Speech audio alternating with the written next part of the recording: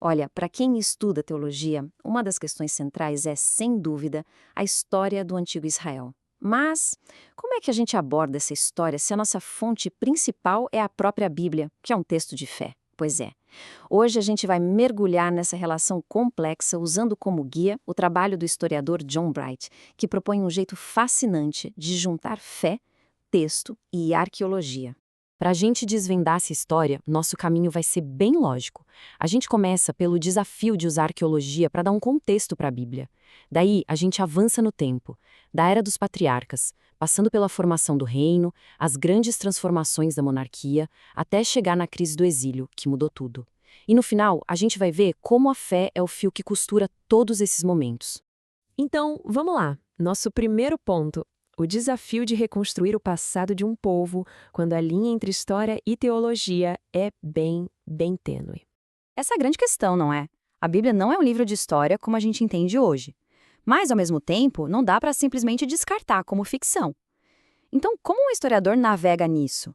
É preciso ter um equilíbrio muito cuidadoso, uma metodologia que respeite tanto o texto sagrado quanto as evidências materiais, sem confundir o papel de cada um.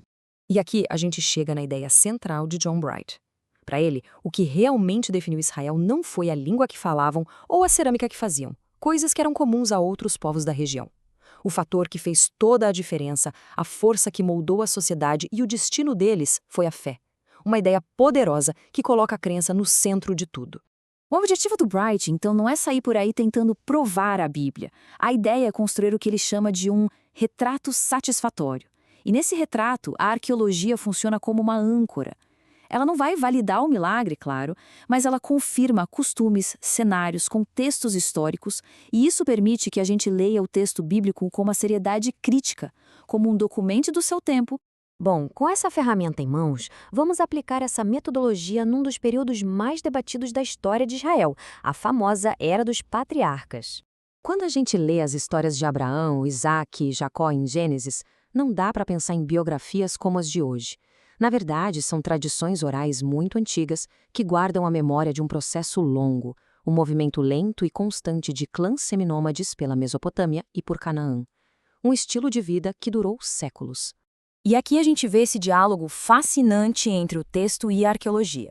Não, a gente não tem uma placa de pedra dizendo Abraão esteve aqui. Mas o que a arqueologia confirma são os costumes, os nomes, os padrões de migração. Tudo aquilo descrito em Gênesis se encaixa perfeitamente no cenário do segundo milênio antes de Cristo. Como diz Bright, isso não prova os eventos, mas dá ao quadro geral um forte sabor de probabilidade. Depois da Era dos Patriarcas, Israel entra num capítulo totalmente novo em Canaã. Vamos ver agora como eles passaram de uma confederação de tribos para uma nação unificada, com um rei. No começo, Israel não era um estado centralizado, era uma liga de tribos, uma confederação. E o que mantinha todo mundo junto não era um rei ou uma capital, era algo muito mais profundo. A aliança, um pacto sagrado com o seu Deus, Yahweh. Essa aliança era, basicamente, a constituição não escrita que regia a vida deles. Por causa dessa teologia, com um Deus como o único e verdadeiro soberano, a própria ideia de ter um rei humano era vista como um anátema, ou seja, algo amaldiçoado, uma ofensa direta. Se Yahweh era o rei de Israel, colocar uma coroa na cabeça de um homem seria rejeitar o governo do próprio Deus. Isso mostra o quão radicalmente a fé moldava a política deles. Então, o que foi que forçou uma mudança tão drástica? A resposta é pressão externa. A crise militar sem fim com os filisteus, que tinham uma tecnologia de guerra superior, deixou clara a fragilidade da Liga Tribal. Para conflitos locais funcionava, mas para organizar uma defesa contínua, não dava. A necessidade de sobreviver acabou falando mais alto que a objeção teológica, e o povo começou a pedir um rei. Mas olha, a criação da monarquia não foi só uma mudança política. Ela virou a sociedade israelita de cabeça para baixo. Vamos ver como? Aqui a gente vê uma mudança fundamental na estrutura do poder. Antes, a base de toda obrigação social era a aliança religiosa entre as tribos, centrada na fé.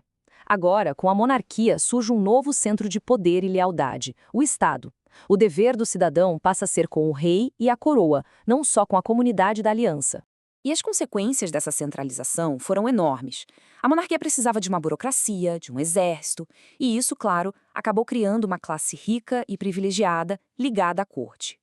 Aquela antiga solidariedade tribal foi se enfraquecendo. sendo trocada pela lealdade ao Estado.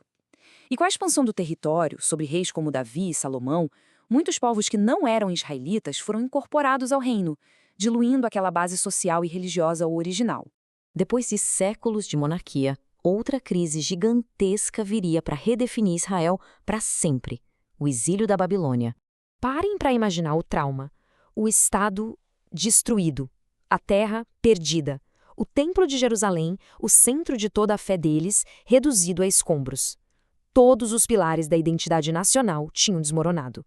E aí a pergunta que ficou foi: como a gente continua sendo Israel, sem um país e sem um templo? A resposta para isso foi uma das transformações mais incríveis da história religiosa. Israel deixou de ser um Estado-nação para se tornar uma comunidade definida não por fronteiras, mas pela adesão a um texto sagrado, a lei, a Torá. Essa nova identidade podia sobreviver em qualquer lugar do mundo. E este é o ponto-chave. A lei assumiu um papel completamente novo. Antes, ela regulava a vida de uma nação que já existia. Agora, no pós-exílio, não. A própria observância da lei, no dia a dia, nos ritos, na ética, era o que constituía a comunidade. A lei se tornou a própria essência da identidade judaica. E assim a gente chega à nossa conclusão, amarrando todos esses pontos para entender o que está no coração da história de Israel. A gente volta àquela ideia do Bright, um retrato satisfatório. O que toda essa análise nos mostra é que é impossível contar a história de Israel falando só de eventos políticos ou militares. A fé não é um apêndice da história, ela é um motor que move cada uma dessas transformações. Resumindo os pontos principais que a gente viu, a identidade única de Israel foi criada pela sua fé. A arqueologia não prova essa fé, mas a âncora na história real. A gente viu como a política deles evoluiu por necessidade, de tribos para um reino.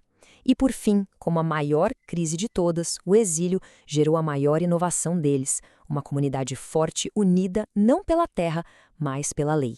E a gente termina com uma questão para a gente pensar. Esse diálogo contínuo entre fé, texto e evidência material não é só um exercício acadêmico sobre o passado.